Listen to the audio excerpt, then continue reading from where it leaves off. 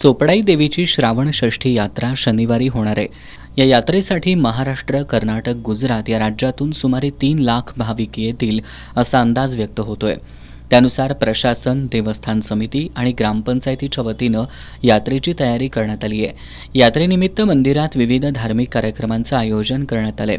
या यात्रेचं वैशिष्ट्य म्हणजे ही यात्रा रात्रभर असते, त्यामुळे यात्रे दिवशी डोंगरावरील सर्व मंदिरं दर्शनासाठी खुली ठेवण्यात येणार आहेत। शनिवारी आणि रविवारी यात्रेनिमित्त विविध कार्यक्रमांचं आयोजन करण्यात आलंय। शनिवारी यात्रेचा मुख्य दिवस आहे।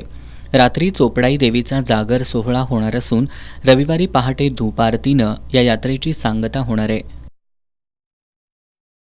दरवर्षीप्रमाणे यंदाही श्रावणषष्ठीची मुख्य यात्रा 10 ऑगस्ट रोजी शनिवारी आहे।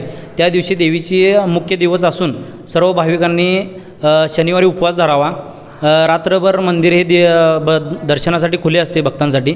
रविवारी सकाळी 7 वाजता धूप आरती होऊन सकाळी लिंबू नारायण राखणीचा नारळ घेऊन पुरणपोळीचा नैवेद्य वगैरे करून इथून उपवास सोडावा आणि मुख्य दिवस हा शनिवारी आहे 10 ऑगस्ट रोजी।